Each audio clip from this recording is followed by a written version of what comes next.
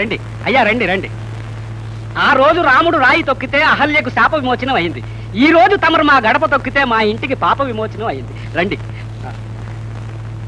ఇక్కడ కాదు, మాకు ఉన్నది ఒకటే ఒక మంచి రూము, అదే మా బెడ్రూమ్. అందులోనే తమరు కూర్చోవాలి. రండి.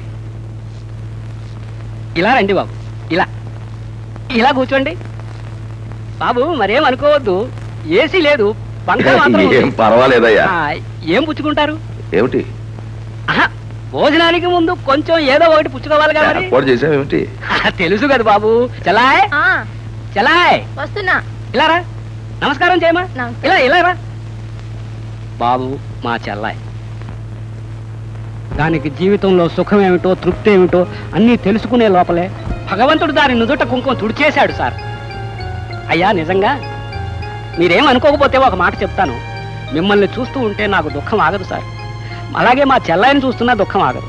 ఎందుకంటే మీకు భార్య లేకపోయినా 2-3 పెళ్లిళ్ళు చేసుకునే వయసు, పట్టు, జవసత్వాలు అన్నీ ఉండి కూడా మీరు ఇలా మోడు లాంటి జీవితం అనుభవిస్తున్నారు.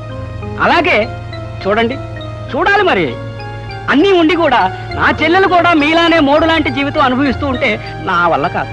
ఈ 2 మోడుల్ని చూస్తూ ఉంటే నా గుండె గోడు గోడును ఏడుస్తుందంటే నమ్మండి.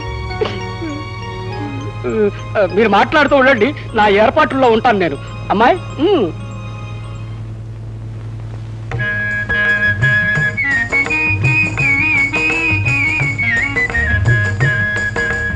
పేరు రతి. మీ భార్య గారిపై ఎన్నాళ్ళైంది? 10-12 ఏళ్ళయింది.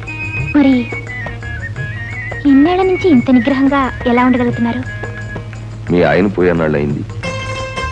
5 ఏళ్ళైంది. ఇన్నేళ్ల నుంచి నువ్వు ఎలా నిగ్రహంగా ఉండగలుగుతున్నావు? ఏం చేయమంటారు, అక్కడికి మా అన్నయ్య అంటుంటాడు, మళ్ళీ పెళ్లి చేసుకోవచ్చు కదా, తప్పు లేదని.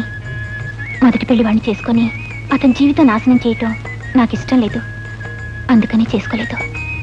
నాకు చాలా మంది పెళ్లి చేసుకోమనే చెప్పారు, కానీ 2వ పెళ్లి చేసుకుని ఒక అమ్మాయి జీవితాన్ని నాశనం చేసిన వాడిని అవుతానేమోనని మానుకున్నాను. అబ్బా ఏమిటయ్యా ఈ హడావుడంతాను? ఏమీ లేదు మరి, మీరు అలా అనకూడదు మరి.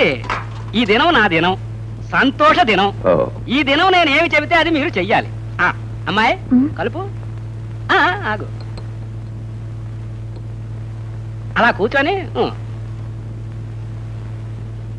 అయ్యా మీరేమీ అనుకోకపోతే ఒక్క విషయం చెబుతాను. మీరేమీ అనుకోకూడదు మరి.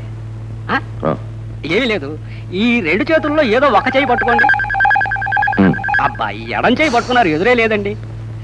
బాబు చూశారు, మీరు పడుతున్న కష్టానికి ఎంతో కొంత రెస్ట్ కావాలి.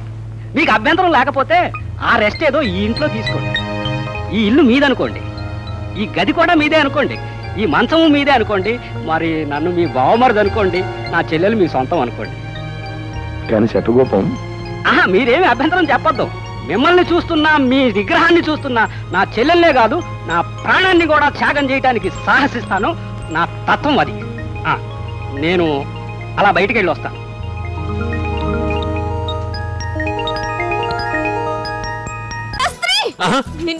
చిన్న మామ చేసింది.